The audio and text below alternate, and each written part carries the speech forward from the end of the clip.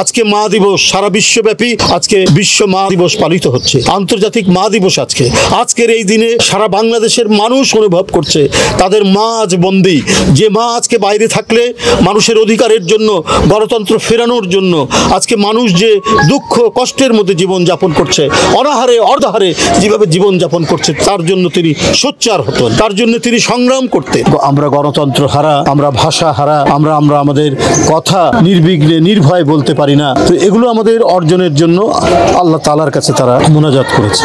আপনারা জানেন যে গতকাল ওবায়দুল কাদের সাহেব, আওয়ামী লীগের সেতুমন্ত্রী, তিনি বলেছেন আমরা কারো দাসত্ব করি না, আমরা জনগণের সমর্থনে রয়েছি। আপনি কি নিজের দিকে তাকিয়ে কথাটা বলছেন ওবায়দুল কাদের সাহেব? আপনারা কার দাসত্ব করেন সেটা তো আপনারা নিজের মুখেই বলেছেন, এটা তো নতুন করে বলার কিছু লাগে না। আপনারা বলেছেন যে বাইরের কেউ থাকুক না থাকুক, কেউ সমর্থন দিক না দিক, অত্যন্ত দৃঢ়ভাবে পার্শ্ববর্তী দেশ ভারত আপনাদের সাথে ছিল, এটা একাধিকবার আপনারা বলেছেন এবং অত্যন্ত গর্বের সাথে বলেছেন। তো সুতরাং আপনাদের এদেশের জনগণ লাগে না। আপনি বলছেন যে জনগণের সমর্থনে রয়েছেন, কিন্তু আপনাদের তো জনগণ লাগে না।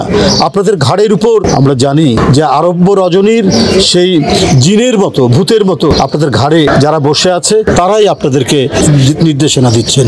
আপনারা যদি সত্যিকার অর্থে জবাবদিহিমূলক জনগণের ভোটে নির্বাচিত সরকার হতেন, তাহলে আজকে চারিদিক থেকে বাংলাদেশের অবস্থা যে ধসে যাচ্ছে, এটা যে দৃশ্যমান হচ্ছে, এটি হতো না। আপনারা ঠিক জনগণের যে চাওয়া, সেই চাওয়ার সাথে আপনারা কাজ করতেন। আজকে সংবাদপত্রে এসছে যে ন্যাশনাল রিজার্ভ সেটা $18 বিলিয়ন নিচে নেমে এসছে। আমরা একটি বিপন্ন সময় অতিক্রম করছি। এখানে আমি আগেই বলেছি, আমরা নির্বিঘ্নে গণতন্ত্রের যে স্বীকৃত অধিকারগুলো, মানুষের জনগণের যে অধিকারগুলো, সেই অধিকারগুলো আমরা পালন করতে পারি না। সেই অধিকার হরণ করে নেওয়া হয়েছে।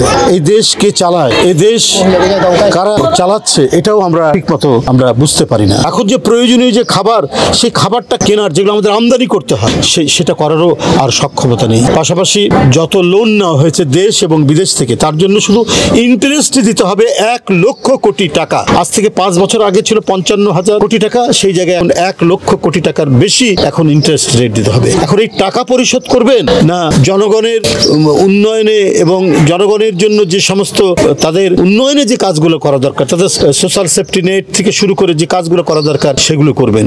সেগুলো করতে পারবেন না। বিশ্ব মা দিবসে আমরা তার আশু সুস্থতা কামনা করছি এবং তার মুক্তির জোরালো আহ্বান জানাচ্ছি এবং তার উন্নত চিকিৎসার জন্য বিদেশে প্রেরণের জোর দাবি জানাচ্ছি। পাশাপাশি আরেকজন নেতা, দেশনায়ক তারেক রহমান, আজকে তাকে নানাভাবে নিপীড়ন, নির্যাতন, তাদের আন্দোলনের ফসল মঈনুদ্দিন ফখরুদ্দিন, শারীরিক অত্যাচার সবকিছু বহন করে সারা দেশে তিনি গণতন্ত্রের প্রতীকে পরিণত হয়েছেন। গোটা জাতিকে উদ্বুদ্ধ করে একই পতাকা তুলে তিনি সমাবেত করে আজকে যে গণতন্ত্রকে লুট করা হয়েছে, সেটিকে ফেরানোর সংগ্রামে তিনি নেতৃত্ব দিচ্ছেন। আজকে জাতীয়তাবাদী মহিলা দলের দক্ষিণের আজকে যে ফাতেহা পাঠ করা হলো, শ্রদ্ধাঞ্জলি জানানো হলো, আজকের এই দিনে আমরা আবারও বিশ্ব মা দিবসে দেশনেত্রী বেগম খালেদা জিয়ার মুক্তি, দেশনায়ক তারেক রহমানের সকল মামলা, সকল সাজা প্রত্যাহার করে দেশে ফিরিয়ে আমরা আনব।